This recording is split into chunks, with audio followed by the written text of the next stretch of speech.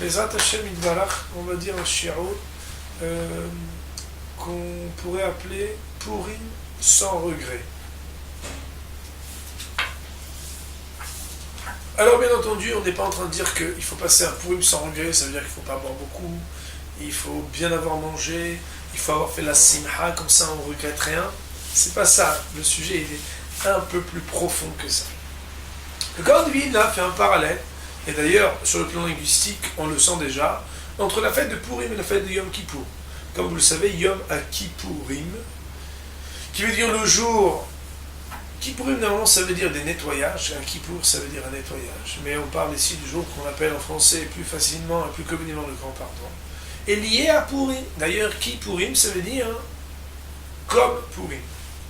Vous savez qu'il y a l'original et il y a la copie. Kippourim, ça veut dire que Kippour est une copie de Purim. Et qu'il existe donc quelque chose qui fait qu'à Purim est quelque chose de plus, de mieux, de mieux, de plus original qu'à Kippour même. D'ailleurs, c'est vrai que la fête de Purim, comme elle est moins contraignante, quand on peut, on la pratique aisément, même dans les milieux qui sont loin de Torah Mitzvot. Pourquoi ? Parce qu'il faut bien manger, bien boire, rigoler un peu, se déguiser. Après tout, c'est comme un bal masqué, c'est kiffant. Je le fais. Le Gaon de Vilna, il explique que dans chaque fête, normalement, il y a une partie la Shem et une partie la Chem. Ça veut dire quoi ? Le Yom Tov, normalement, doit être divisé en deux parties. Une partie de prière et d'étude et une partie de manger. Kippour et Purim sont complémentaires dans ce que, à Kippour, on ne mange pas, on ne boit pas, on ne kiffe pas. Tout est pour Dieu. Alors qu'à Purim, on mange, on boit, on rigole. Et a priori, on est dans la dimension du service divin où on profite pour soi et en même temps on fait une mitzvah. Alors, nous, on va essayer avec l'aide d'Hachem de donner un éclairage du Rav Hutner, donc sur Purim, chapitre 11.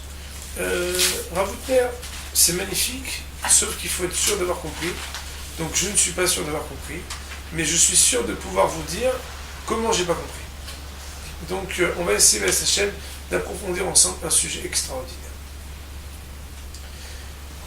Vous savez que la Gemara nous raconte dans le traité de Shabbat que la Torah a été reçue à plusieurs reprises.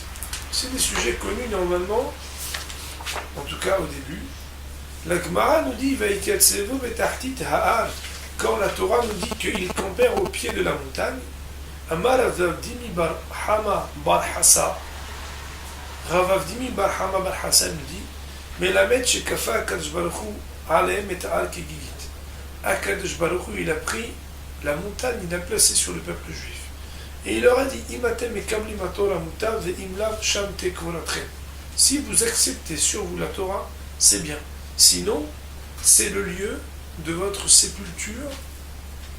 Là où vous vous trouvez, c'est fini. Il n'y aura rien de plus. La Gemara nous dit Amar Rav Aha bar Yaakov Mikan Moda Rabba Oraita. De là est la grande annonce, le grand prétexte à la Torah. Ça veut dire quoi ? Rashi nous dit quelque chose d'extraordinaire. Il nous dit Sheim Yazminem Ledin, que à partir de ce moment-là où le peuple juif a eu la montagne sur la tête, si Dieu les convie à un jugement, en leur demandant pourquoi vous n'avez pas fait ce que vous avez accepté, alors Yeshlaim Tshuva, ils pourront répondre Kibalnoa Beones, on n'a pas choisi. Autrement dit, dans l'acceptation de la Torah au pied de la montagne, le peuple juif a reçu avec cette Torah une sorte d'échappatoire, de prétexte, de mot d'excuse, puisque la manière avec laquelle ils ont reçu la Torah était une manière qui les contraignait. D'ailleurs, les nations du monde, c'est comme ça que le Talmud nous dit dans le traité de Avodat Zarah, vont se plaindre de dire, mais attends, nous, tu nous as donné le choix, eux, tu les as contraints, si nous, tu nous avais contraints, nous aussi, on aurait fait les mitzvot. Ça n'est pas vraiment l'objet de notre sujet aujourd'hui, mais il existe ici ce qu'on appelle la moda'a. La moda'a, c'est d'être capable d'avoir avec la Torah le prétexte à la Torah. Vous n'étiez pas là. Oui, mais attendez un instant, j'ai mon mot d'excuse. On reçoit la Torah et on reçoit avec une carte qui s'appelle l'excuse, que l'on peut sortir pour dire Lokiyamtem, vous ne l'avez pas fait, pourquoi? Parce que on l'a reçu malgré nous. On dit la Gemara, Amar Rava de dire Afalpichen Adul Kiblo Abime Hashverosh. Malgré cela, c'est-à-dire malgré cette acceptation très particulière de la Torah, mais ils l'ont quand même reçu, ils l'ont accepté ensuite au temps de Hashverosh, dire-t-il, parce que le livre de la Megillah nous dit Kimu ve Kiblu a Yehudim. Kimu, Mashi Kiblu Kvar. Ils ont accepté ce qu'ils avaient déjà commencé à accomplir. Bizarre. Autrement dit, il y a deux acceptations de la Torah. Une première Kabbalat Torah au pied du Har Sinaï. Là-bas, elle est béonès. On est contraint. Et une deuxième acceptation à l'époque de Purim. Hachamim vont nous dire que la deuxième acceptation de la Torah au temps de Purim, bien plus tard, c'est ce qu'on appelle la Kabbalah Be'ahava. Vous savez que l'existence d'un juif, elle vacille entre deux sentiments vis-à-vis d'Hachem, c'est-à-dire dans notre avoda, dans notre service, entre la crainte et l'amour. On parle beaucoup de la crainte et on ne parle pas beaucoup d'amour. D'ailleurs, c'est pour ça que ceux qui parlent que d'amour, ils sont toujours plus populaires que ceux qui parlent de crainte. Ceux qui parlent que de crainte, c'est pas bien. Ceux qui parlent que d'amour, c'est pas bien. Ils font un équilibre entre la crainte et l'amour vis-à-vis d'Hachem, vis-à-vis de la Torah, vis-à-vis des mitzvot. Alors écoutez bien ce que les Hachamim nous disent. La Torah, elle a été reçue à Shavuot, mais la Torah, elle a été reçue à Yom Kippour. Puisque vous savez qu'à Shavuot, les tables ont été brisées, et c'est seulement à Yom Kippour qu'on a reçu les deuxièmes tables de la loi. Yom Kippourim et Yom Purim, c'est quelque part les deux moments où on a reçu la Torah. Une fois Be'ira par la crainte, une fois Be'ava par l'amour. Pourquoi par l'amour? Quel rapport avec l'amour? Pourri. C'est parce qu'en réalité, dans la vie, il y a des miracles qui sont manifestes, et il y a la présence d'Hachem dans un quotidien qui pourrait être lu ou relu comme un concours de coïncidence, de hasard. La plus grande manifestation de la présence d'Hachem, elle n'est pas quand il y a des très grands miracles, mais quand tout pourrait paraître banal et quand même on arrive à voir la main d'Hachem. D'ailleurs, les gens qui sont des gens riches spirituellement, heureux spirituellement, qu'est-ce qu'ils ont de plus que les autres? C'est que les autres, tant qu'ils ne voient pas des choses extraordinaires, ils ne voient pas Hachem. Et il y en a qui, dans les gestes de tous les jours, elle cherche un citron, elle dit Hachem, Hachem, aide-moi, elle pousse le frigo, elle trouve un citron. Et il y a d'Hachem extraordinaire. Dans chaque geste, être capable de voir la présence d'Akadosh Baruch Hu. Les événements de Purim, par leur caractère miraculeux, malgré ce qui pourrait être lu comme une banalité, comme un concours de hasard, ont amené à l'amour. Ont amené à l'amour, pourquoi? Parce que quand on voit que celui qui est l'autre par excellence, Akadosh Baruch Hu, celui qui est au-dessus du tout, il nous aime à chaque instant, dans chaque geste. Même là où on ne voit pas le nom d'Hachem inscrit explicitement, on arrive à voir encore plus manifestement sa présence. Là, ça amène à un autre.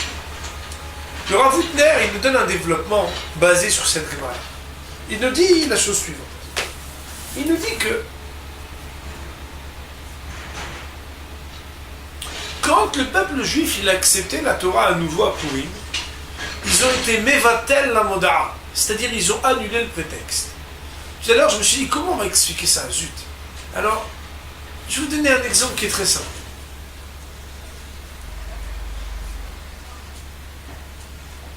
La moda'a, c'est comme des mots d'absence qui justifient l'absence. Le papa ou la maman ils disent, notre fils a été absent car il s'est rendu à une fête familiale. Et on en donne 3 pour la semaine, parce qu'on dit comme on va avoir 3, donc elles sont datées, et l'enfant il a dans son cartable. La moda'a, c'est de l'avoir dans son cartable. Bitou la moda'a, l'annulation de la moda'a, c'est qu'avant de rentrer à l'école, il prend le mot d'absence et il le déchire. Ça veut dire quoi, il le déchire? Il est bête ou quoi? Il est fou. Ça veut dire qu'en réalité, il va se dire que quoi? Que j'ai pas de mot d'absence, j'ai pas de mot d'excuse. Alors écoutez bien. Qu'est-ce qu'on fait à Kippour? À Kippour, on dit à Kadosh Baruch Hu, comme le dit le Rambam, que des avérotes qu'on a faites, c'est pas nous qui les avons faites. C'est pas moi qui les ai faites. Je voulais pas les faire. Il y a quelque chose qui m'a contraint à les faire. Jamais j'aurais voulu faire une chose pareille. On invoque ce qu'on appelle la harata, le regret. La harata, c'est de dire la distance entre l'acteur et l'action. Le osé et le maasé. Je ne suis pas celui qui aurait pu faire une avéra pareille. Cette action-là, elle n'est pas à moi. C'est vrai que c'est mon corps qui l'a faite. Ah ben la limite, arrête. Ça veut dire quoi? Je crée une distance dans mon cœur entre cette action que tu vois et l'être que je suis. Jamais quelqu'un comme moi, il aurait pu faire une chose pareille. On vient, et qu'est-ce qu'on dit? On dit la moda'a. On dit à Hachem combien ce qui a été fait est étranger à nous-mêmes. Cela ne vient pas de moi. Cela ne vient pas de moi. Je ne suis pas cet homme-ci. Plus encore, dans les lois de la Tchouva, le Rambam il dit même qu'on peut même changer d'endroit, changer de nom. Pourquoi changer de nom, il dit le Rambam? Pour pouvoir dire Anikvar lo toaïch. C'est pas moi, je suis pas le même. Le jour de Kippour, on utilise l'excuse de dire c'est pas moi, c'est à cause de la bar mitzvah. C'est pas moi, c'est à cause du mariage. C'est pas moi, c'est à cause de Yetzer Hara. On utilise le principe de Moda'a Rabba. On utilise le prétexte et l'excuse. On utilise le fait de dire que ça n'est pas nous. Le jour de Purim, le Rav dit on fait exactement le contraire. C'est-à-dire qu'on fait exactement le contraire. Il vient et il dit comme ça. Il dit que quand à Purim, on accepte la Torah au point de déchirer cette excuse, que désormais, dorénavant, on dit à Hachem, quand tu m'amèneras au dîne pour dire pourquoi tu as fait ceci et cela, je ne veux plus avoir l'excuse de dire que c'est parce que je l'ai accepté malgré moi. Et je l'accepte de plein gré. Ça veut dire quoi? Ça veut dire qu'en réalité, il y a un enfant, c'est le petit frère. Et lui, quand il fait des bêtises, on dit ah, parce qu'il est petit, parce qu'il est petit, parce qu'il est petit. Il y a un moment où il dit non, mais je suis plus petit. Ah, donc tu veux prendre la même correction ou la même punition que ton grand frère? C'est moi qui ai décidé, non, c'est pas lui, c'est pas parce que je suis petit. Am Israël, lorsqu'il a reçu la Torah, il l'a reçu sous la contrainte, avec une moda'a bal de oraita. Ça veut dire avec une excuse. Une excuse, ça veut dire d'avoir la possibilité de dire c'était pas moi. C'était pas moi ni pour le bien, hein, ni pour le pas bien. Même pour recevoir la Torah, on va dire mais c'est parce que j'ai pas choisi que j'ai pas fait. Et Hachem, il l'a donné dans un mahalach, il l'a donné comme ça la Torah. C'est-à-dire qu'il l'a donné d'une manière où l'homme, il a un échappatoire de dire moi, je ne l'ai pas reçu, tu m'as forcé à l'apprendre. Le mahalach, l'histoire du peuple juif à partir de Purim, elle est exactement opposée à ça. Elle est qu'il y a un moment où le peuple juif, il dit dorénavant, on enlève tous les astérisques en bas, c'est fini. Il n'y a plus d'excuses. On a reçu la Torah parce qu'on l'a choisie, on émevatel la moda. Ça veut dire qu'à partir de maintenant, nous sommes plus du tout à considérer comme si c'était sous la contrainte qu'on a reçu la Torah. Ça veut dire, mesdames, moi je dis comme ça, c'est que à Kippour, on parle de regret, on parle de ce que l'on n'est pas, et à Purim, on parle du sans regret, on parle de ce que l'on est. Ça veut dire quoi? Ça veut dire que quelque part, je vous donne un exemple, que ça vous allez comprendre. Que ça, moi j'ai compris. Quand quelqu'un il met un déguisement, il y a deux moments dans le déguisement. Il y a un moment où on voit la personne déguisée, on ne sait pas qui il est. Et il y a un moment où il baisse son masque et on voit qui il est. C'est quoi le plus grand moment? C'est quoi le plus grand moment? Est-ce que le plus grand moment, c'est quand il avait un masque et on devait deviner qui il est derrière ce masque? Ou est-ce que le plus grand moment, c'est quand, entre guillemets, on l'a démasqué, mais c'est lui qui s'est démasqué, quand il baisse son masque, on voit qui il est.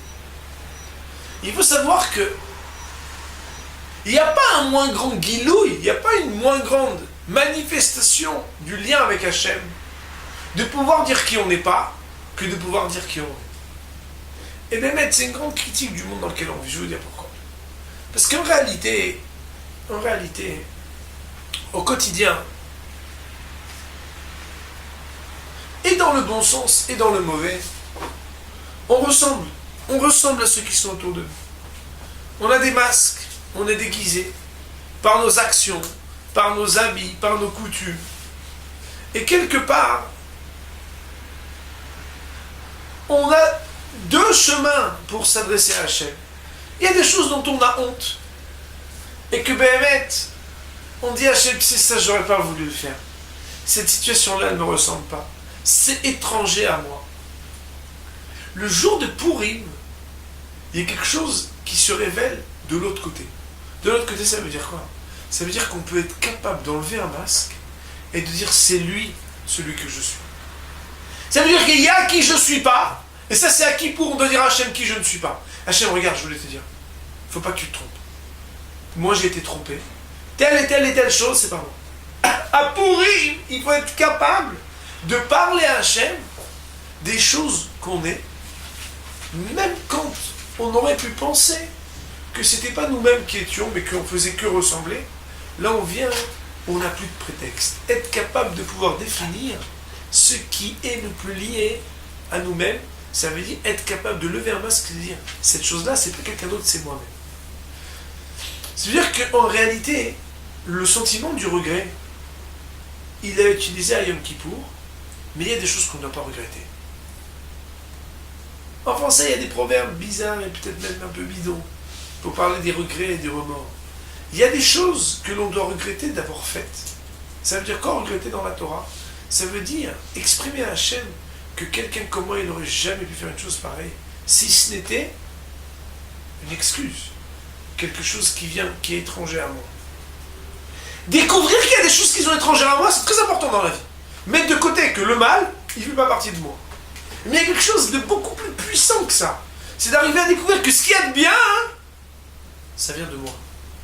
Ça veut dire que ce qu'il y a de bien, Hachem, c'est vrai qu'il nous éduque dans le bien.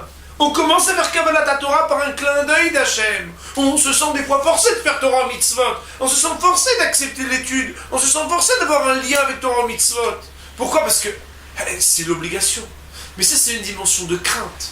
La dimension d'amour, c'est d'être capable de comprendre que, au bout du compte, ou un peu avant le bout du compte, au moment où on découvre qu'est-ce que c'est Hachem, même quand on n'est pas dans Torah Mitzvot en train d'étudier, mais qu'est-ce que c'est Hachem dans la vie au quotidien? Ça veut dire quand on vit le miracle de Purim, être capable de comprendre que les choses les plus hautes, ça veut dire le Tov par excellence, il fait partie de nous. À Kippour, on doit travailler pour dire que le mal, il ne fait pas partie de nous, et qu'on a une excuse pour le mal. À Purim, on doit comprendre que le bien, il fait partie de nous, et que quand on enlève n'importe quelle masse, ce qui reste, c'est le meilleur. Ça veut dire que même s'il n'y avait rien d'autre, on serait engagé au Tov, on serait engagé à recevoir la Torah. Voilà ici quand le Rav il explique que quelque part, à Purim, on fait le contraire de la Charata. Non, rien de rien, je ne regrette rien, c'est Purim. Kippour, c'est je regrette, ça n'est pas moi. Il y a des choses qu'on doit regretter, c'est ce qui n'a rien à voir avec la hauteur de ma neshama. Ça, c'est à Yom Kippour qu'on le pleure. On donne des excuses. à Purim, on est tellement proche d'Akadosh Baruch Hu. C'est tellement la référence par excellence que d'arriver à pouvoir dire qu'on ne regrette rien plus encore.